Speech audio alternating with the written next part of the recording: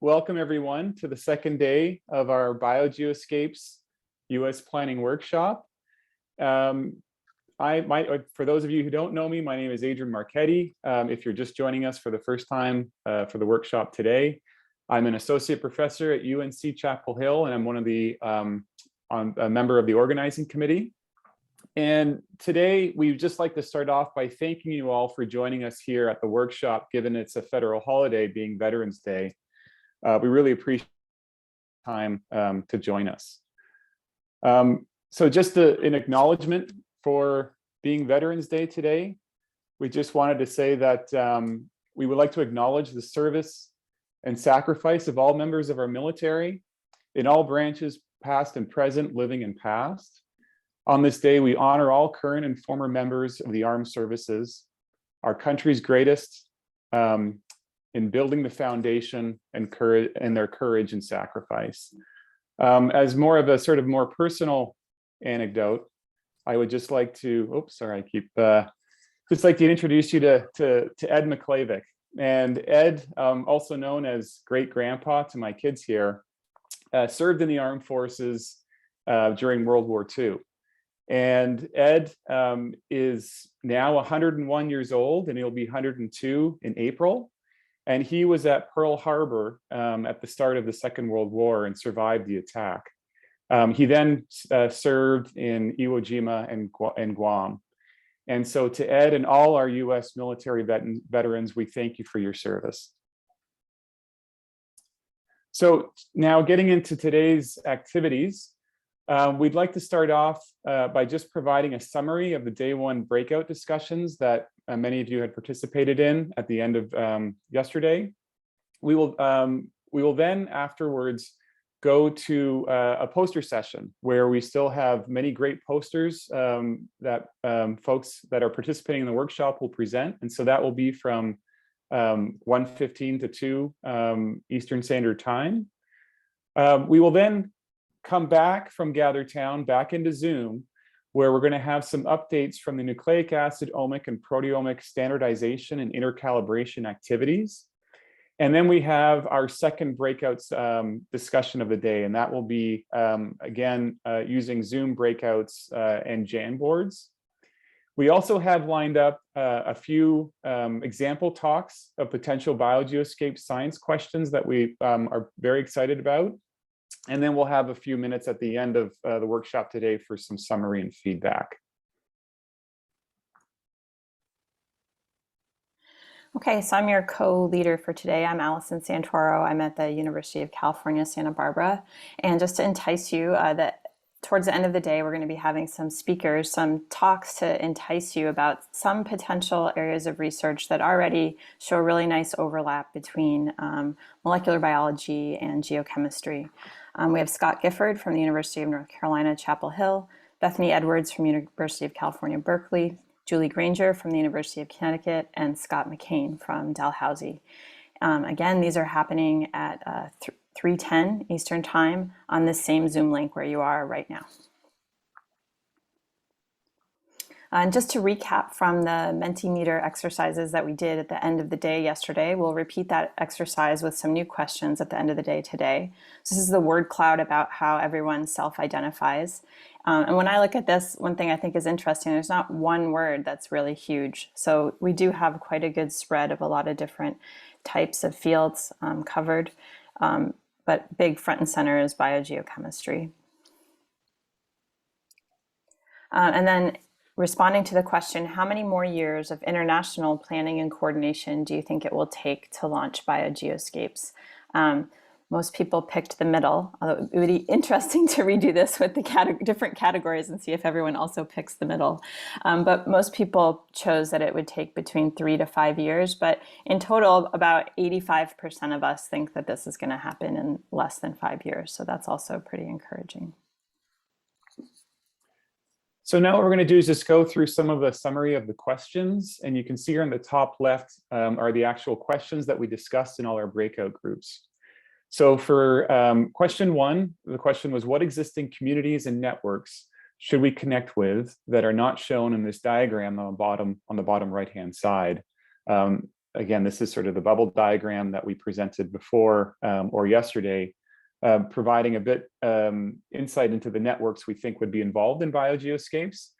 And we received some excellent feedback, so thank you for all the groups there. And what we've done here is just summarized some of the programs and networks, et cetera, that did not make their way onto the bubble schematic. Things like culture collections, for example, at NCMA, or all the great progress that's been happening with imaging in terms of the high throughput imaging community, BGC Argo, Seymour.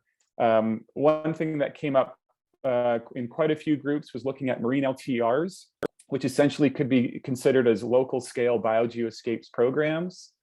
A couple of comments that were raised, one is including community building, bringing everyone along is critical, proven successful method developing summer schools.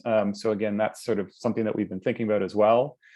Time series programs like BATS and HOTS could be very complementary to this program, as well as other communities and societies like the metabolomics community or society, sorry, SCORE.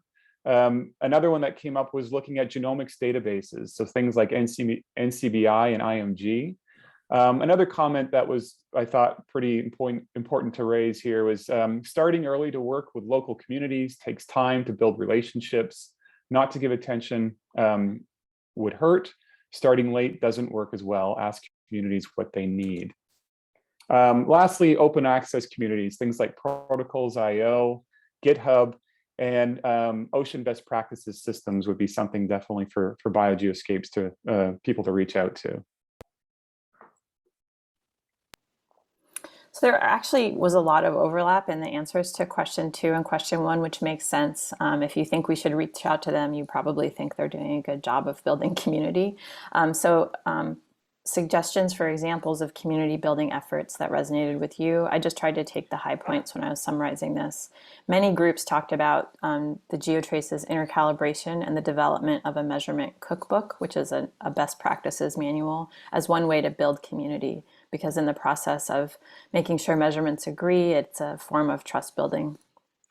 Again, as Adrian mentioned in the answers to question 1, the Long-Term Ecological Research, or LTER program, is already a network of networks. Each individual LTER site is required to coordinate with the other LTER sites across the country. The data science community was held up as an example of really good community building efforts. The software carpentries in particular were mentioned several times, and informatic workshops that have been held are thought to be good examples of community building. And also something that was mentioned in the answer to question 1, the Marine Biodiversity Observing Networks, or MBON. I actually haven't clarified whether this is the same as OBON or not, but these biodiversity observing networks are heavily funded by NOAA, and I believe the BOEM are funding those as well.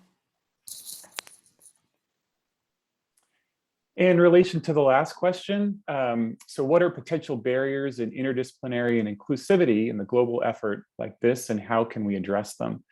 The points raised here there were a number of groups that sort of hit on similar points. A big one being communication challenges. Things like how we communicate across disciplines, across nations, for example, and even looking at within our disciplines of, say, modelers versus observationalists. And some advice that came out of that was, basically organize a lot of workshops, consider summer schools for training of graduate students and whatnot, and also lab exchanges. So all of these things are definitely what we would hope to be able to achieve with biogeoscapes. Another basic barrier or challenge could be in relation to intercalibration, standardization, availability of reference material and reference databases, data deposition and availability. And we know these are pretty large challenges. But I think we have to start somewhere, and we actually are in the process of creating some. But again, we just want to emphasize that biogeoscapes is more of a concept than an actual program. And so part of what we're doing here is try to rally the troops for you to, if you have a certain measurement that you think could do with intercalibration, please, if you would like to step forward, because I think we are looking for the best ways in which we can intercalibrate all our data for such a program. So we're looking for champions for this process as well. Another sort of barrier is looking at the need for specialized measurements and computational skills, and especially when we consider across different nations and in their capacity and what they can and can do, or can and cannot do, and providing PI incentives to contribute to collective efforts. And there was some really nice feedback that came out of this working or this breakout discussion in terms of being flexible in what we call biogeoscapes compliant. And thinking about how maybe the GeoTraces model, how there are certain levels of being compliant in terms of contributing to the program. Providing data analysis as a way to involve nations that perhaps don't have the resources or ships or lab space to do certain measurements was a great suggestion. And thinking about things like dedicated centers for certain analyses, and for example, sequencing or flow cytometry or cell imaging, where certain nations perhaps can get measurements from these dedicated centers rather than having to provide their own. So these were all great suggestions. And I think with that, we pretty much will move on now. So I guess from here, the goal is we actually are going to sort of move over to GatherTown, where we are going to actually look at some posters again.